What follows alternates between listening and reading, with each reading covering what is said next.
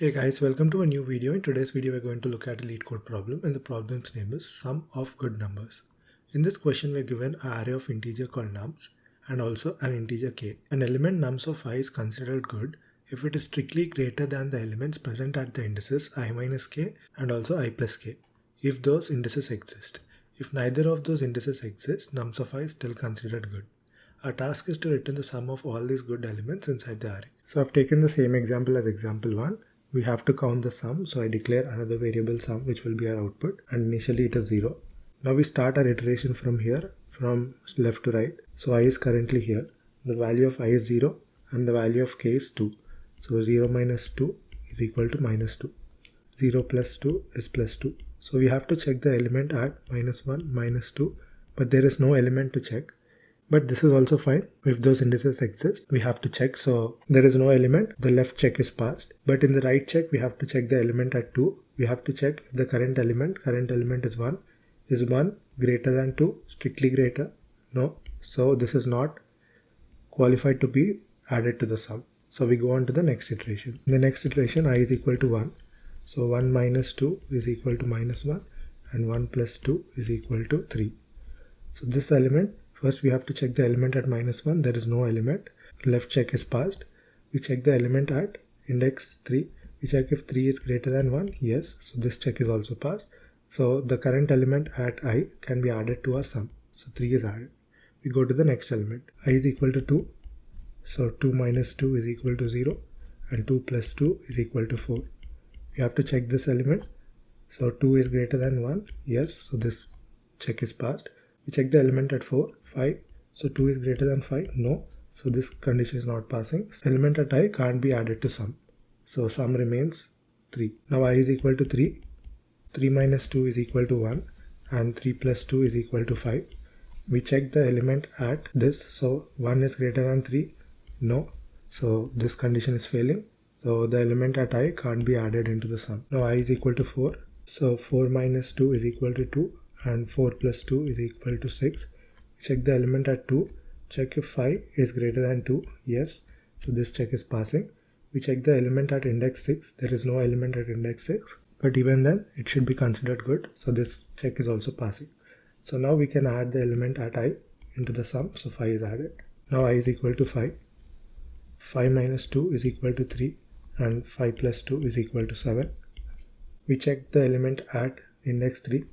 4 is greater than 1. Yes. So this check is passing. We check the element at index 7. There is no element. Even then it should be considered good. So this check is also passing. So the element at I is equal to 4. So 4 is added. The total sum is equal to 12. So 12 is our expected output, which is matching. So to solve this question, first we do these checks if the element is present at these indexes. And in the same check we add only if this element is present. We compare the element at I and also at these indices. If that check is passing, we set a boolean variable flag denoting these checks. So we place the first check. So boolean is initially true. If this check is passing, we remain it as true. If this check is also passing, boolean will still be true. And finally, if it is true, add the element into the sum. If it is false at any place, turn this boolean into false. If first check is true, this will remain true. If second check is false, set boolean to false. And finally, we check only if boolean is true, we add the element. So this is the way we satisfy the conditions. Now let's implement these steps in a Java program. So let's take a look at this example and see how we can solve this question. Coming to the function given to us, this is the function name. And we are given the integer array nums and an integer k. Our task is to return an integer which is the sum of the good numbers. So let's declare our output variable which is equal to sum and initially it is 0. Let's iterate through the input array from starting to end. So I will start from 0 until the end of the array. Now we have to check these conditions if the element at I minus k and if the element at I plus k. So for those checks, I'm going to create a boolean and name it as flag, which is initially true. Now let's do the first check. First we have to check only if the index I minus k is present, we can compare if that element is greater or not, right? So let's see if I minus k is present after 0. So it means if I minus k is going out of bounds, we cannot check the element at I minus k. So we do the first check. And now we check if nums of I, the current element, If it is not strictly increasing, so it is less than or equal to the element at I minus k.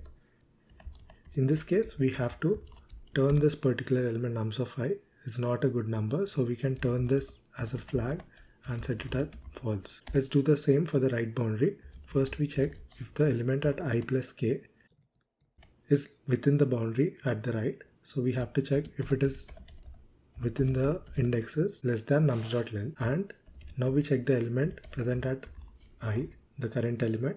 If it is less than or equal to, again, if it's not strictly increasing, so it is equal to or less than the element at I plus k. If this is the case, again, we turn our flag to false. The final check is that if the flag is true, only then we add the current element into our sum. So if we haven't turned the flag as false here, if it is true, like when it was initialized for this iteration, if it is true, only then it is qualified to be a good number and we add that element into the sum. So this process happens for all the elements inside the array, and finally you have your answer inside sum. So you can return it outside the for loop. So I'm returning sum. Let's try to run the code. This has to be nums.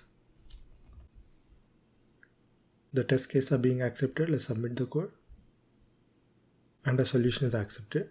So the time complexity of this approach is big O of n, where n is the length of the input array nums, and the space complexity is big O of 1 constant space because we're not using an extra space to solve this question. That's it guys. Thank you for watching, and I'll see you in the next video.